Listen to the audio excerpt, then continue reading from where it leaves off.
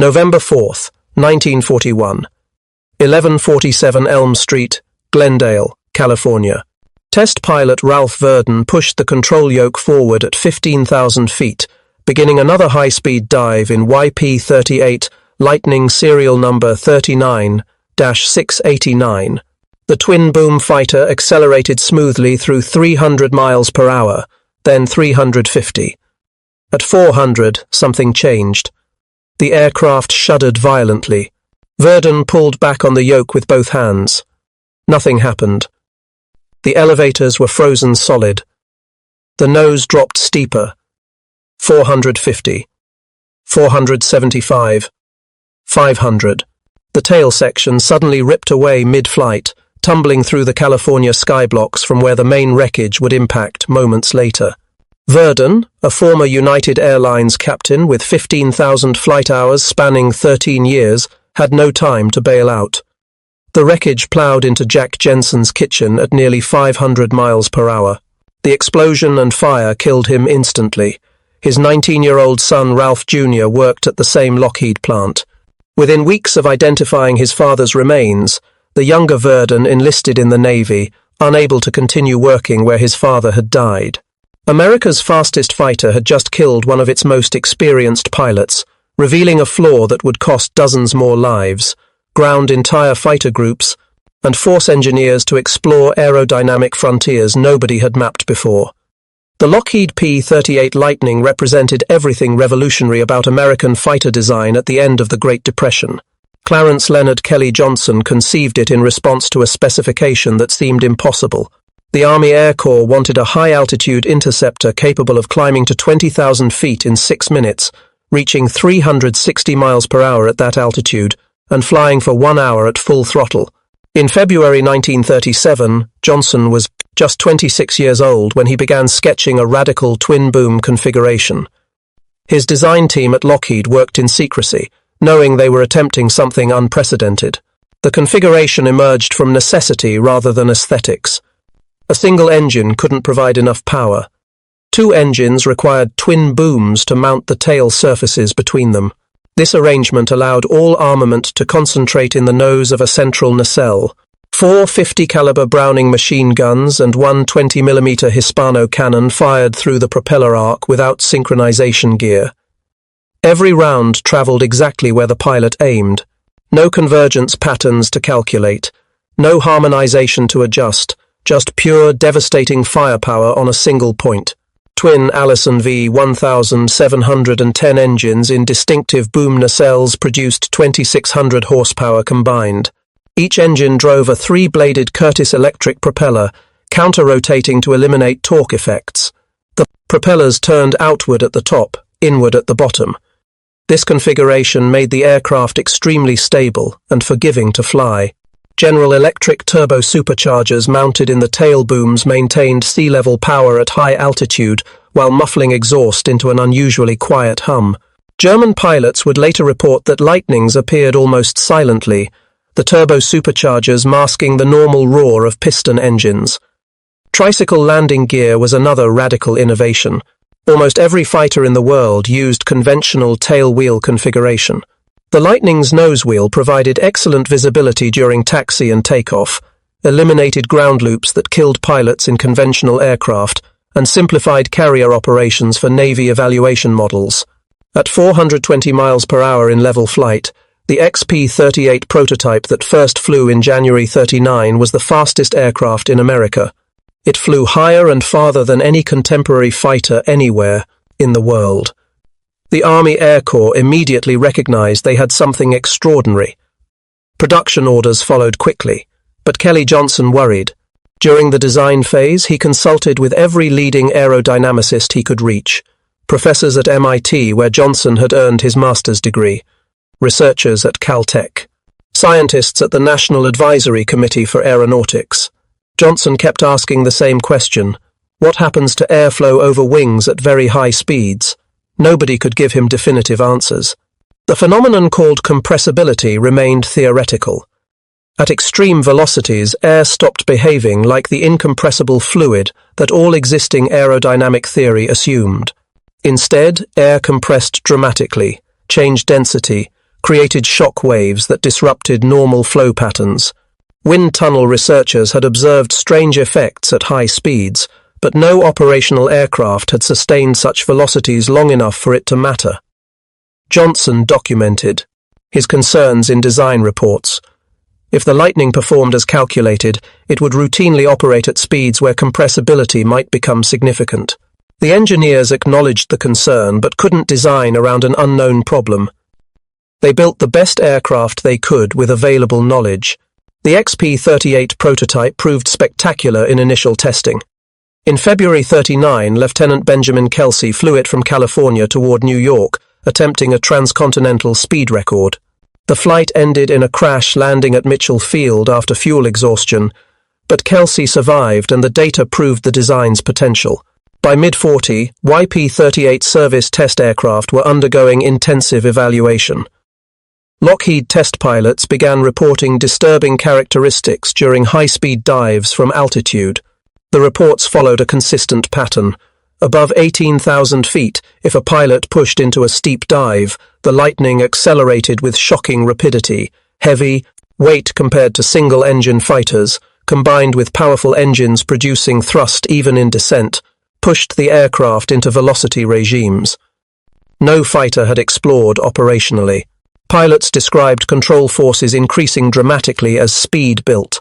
The yoke became progressively heavier, requiring more strength to move. At certain critical velocities, elevators became essentially useless regardless of force applied. More terrifying, the aircraft simultaneously pitched nose down into a steeper dive, accelerating further despite the pilot's desperate attempts to pull out. Major Signe Gilker encountered the phenomenon during a Spring 41 test flight, diving from 30,000 feet in clear weather over the California desert. At approximately 320 miles per hour indicated airspeed, violent buffeting suddenly shook the entire tail section. The nose dropped sharply despite Gilker applying full back pressure on the yoke. He pulled with both hands, straining, against forces that felt like the controls were welded solid. The aircraft entered an accelerating dive that Gilker couldn't arrest using any normal technique. He tried trimming full nose up, no effect. He reduced throttle to idle. The dive continued steepening. Gilker later described feeling absolutely helpless, a passenger in an aircraft he couldn't control, watching the altimeter unwind with terrifying speed. Gilker possessed enough altitude to survive. As the Lightning descended below 15,000 feet, where atmospheric density increased substantially, the elevators gradually began responding again. The transition wasn't sudden. Control returned progressively as denser air allowed control surfaces to generate more force. Around 12,000 feet, Gilker felt the yoke come alive again in his hands. He pulled back carefully, feeling the nose rise at last. The pullout subjected him to crushing G-forces as the aircraft transitioned from steep dive to level flight, but Gilker managed to level off around 10,000 feet. He landed immediately, hands still shaking, and filed a detailed report. Lockheed engineers listened with mounting concern. This wasn't a simple control rigging issue or a hydraulic problem. Something fundamental was happening to the aircraft at high speeds. Through summer and fall of 41, the reports accumulated. Multiple pilots described similar experiences. The consistency was undeniable. Above certain speeds at altitude, the Lightning lost controllability in specific ways that repeated across different aircraft and different pilots. Kelly Johnson's earlier concerns about compressibility moved from theoretical worry to operational crisis, but understanding the problem and solving it were entirely different challenges. Ralph Verdun began his fatal flight on a clear November morning. Weather was perfect. The aircraft was in excellent mechanical condition. Verdun was among the most experienced test pilots at Lockheed, hired away from United Airlines specifically because his commercial aviation background provided perspective beyond military test pilot culture. He had flown more hours than most military pilots would accumulate in entire careers. Lockheed management trusted Verdun completely. The dive profile was standard. Verdun climbed to altitude, stabilized in level flight, then pushed into a dive to gather data on control forces and aircraft behavior. Witnesses on the ground reported seeing the Lightning diving at tremendous speed. The characteristic twin-boom configuration made it unmistakable even at distance. Then something changed. The dive angle steepened beyond normal. The aircraft was going nearly straight down. Witnesses heard the engines, a distinctive sound that suddenly changed character. Then they saw pieces separate from the aircraft. The tail section, clearly recognizable with its twin booms and connecting stabilizer, tumbled away separately from the main fuselage. The pieces fell in, different trajectories, impacting blocks apart. The main fuselage, with Verdun trapped in the cockpit, crashed directly into the Jensen residence. Jack Jensen was home at the time, awakened by the approaching scream of the diving aircraft. He ran outside just as the lightning impacted his kitchen. The explosion and fireball erupted immediately. Jensen tried desperately to reach the pilot, but intense flames drove him back. Neighbors rushed to help, but the fire was too fierce. By the time fire equipment arrived, Ralph Verdun was dead. The aircraft was destroyed almost completely. Investigators found the tail section several blocks away, relatively intact. The duralumin structure had torn away at the wing root connections. Stress analysis of the fractures suggested enormous aerodynamic forces, far beyond normal flight loads. Lockheed Chief Engineer Hall Hibbard convened an emergency investigation. Kelly Johnson participated directly, reviewing every detail of the wreckage and Verdun's flight profile. The conclusions were sobering. The unusually high speeds attained by the heavy P-38 inches power dives shifted the center of lift from forward positions to aft portions of the wing. This shift caused loss of normal control authority with a resulting tendency for the aircraft to pitch into what Hibbard termed an outside loop. The technical description masked horrifying reality.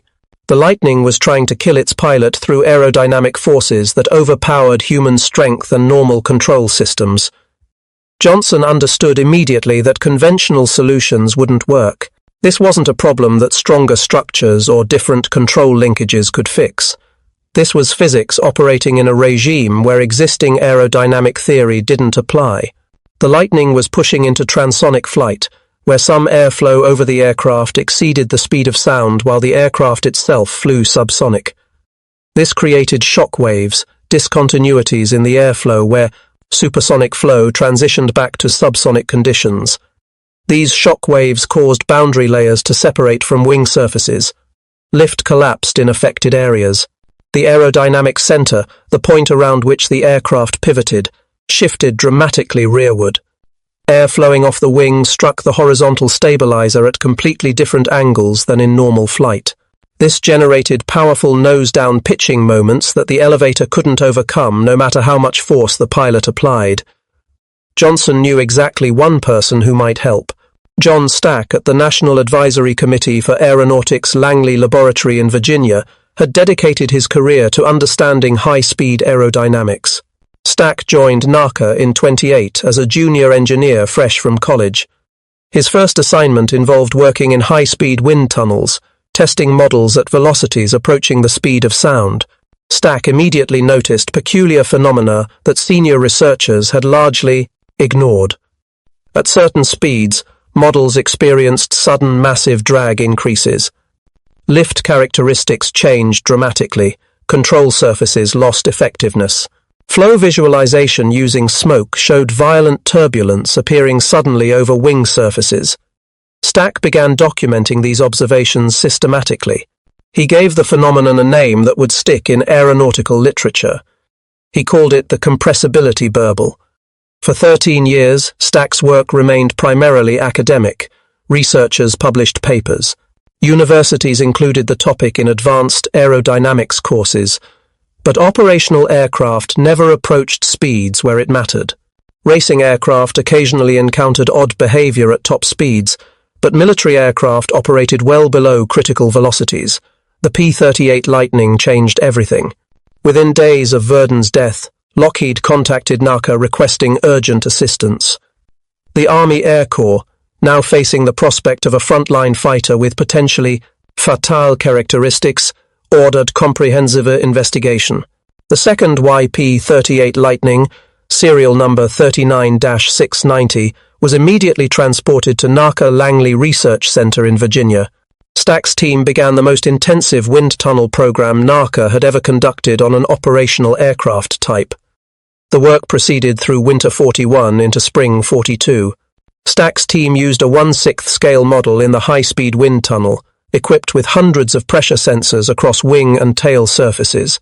High-speed photography captured airflow visualization using smoke trails. The goal was understanding exactly what happened to airflow as the model approached critical speeds. The results were extraordinary. As wind speed increased past critical values, cameras captured something unprecedented. Shock waves formed over the wing's upper surface, visible in photographs as distinct diagonal lines where flow properties changed abruptly. This wasn't theoretical anymore. Stack's team was photographing the sound barrier, seeing for the first time the physical manifestation of transonic flow.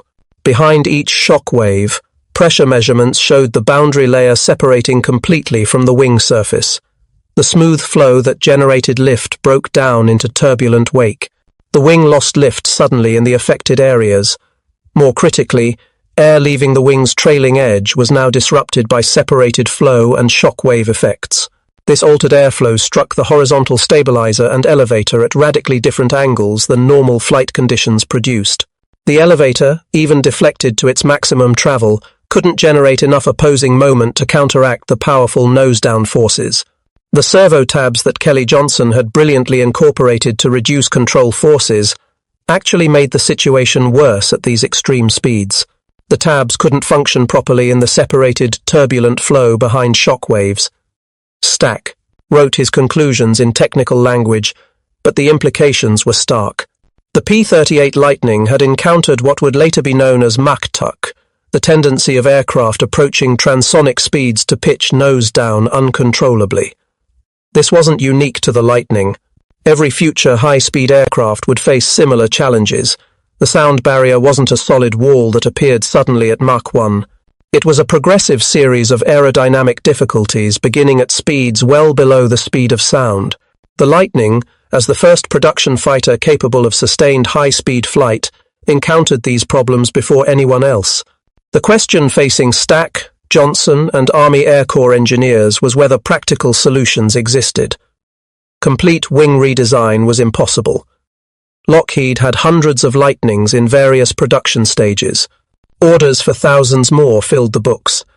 The War Production Board, operating under immense pressure to maximize aircraft output for the expanding war, absolutely refused to halt production for major design changes. Retooling production lines for new wings would require 6 to 9 months minimum. In late 41 and early 42, with America newly at war after Pearl Harbor, stopping fighter production for half a year was unthinkable. Stack and Johnson needed solutions that could be retrofitted to existing aircraft without major structural modifications. The breakthrough came through careful wind tunnel experiments. If shockwave formation couldn't be prevented at high speeds, perhaps its effects could be modified. Stack's team tested various configurations of small flaps, positioned at different locations on the wing's lower surface. The goal was finding a configuration that altered pressure distribution in ways that counteracted the natural nose-down pitching tendency. After dozens of tests with different sizes, positions, and deflection angles, they found a solution. Small flaps installed on the B-IT. The D-Pete lower wing surface, positioned just outboard of the engine nacelles, created localized flow disruptions that effectively shifted the overall aerodynamic center forward. When deployed, these dive recovery flaps generated a nose-up pitching moment strong enough to counteract the shockwave-induced nose-down moment. The flaps didn't function like traditional dive brakes that simply increased drag to decelerate the aircraft. Instead, they acted as aerodynamic trim devices, rebalancing forces to restore pilot control authority. The concept was elegant and practical. The flaps could be retrofitted to existing aircraft relatively easily. They were electrically actuated, requiring wiring but no major structural modifications. Testing progressed through 42 into early 43. Results consistently showed dramatic improvement. Lightnings equipped with dive recovery flaps maintained controllable flight at speeds that would have been absolutely fatal in unmodified aircraft. Pilots could dive aggressively from high altitude, pursue enemy fighters in steep descents, and pull out safely.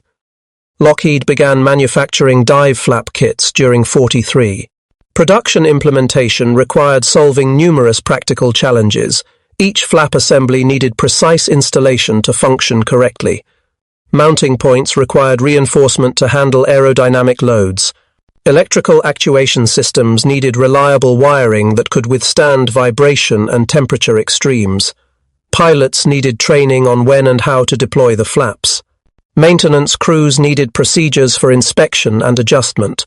By early 44, Lockheed had manufactured over 200 complete retrofit kits specifically intended for P-38 seconds operating with the 8th Air Force in England.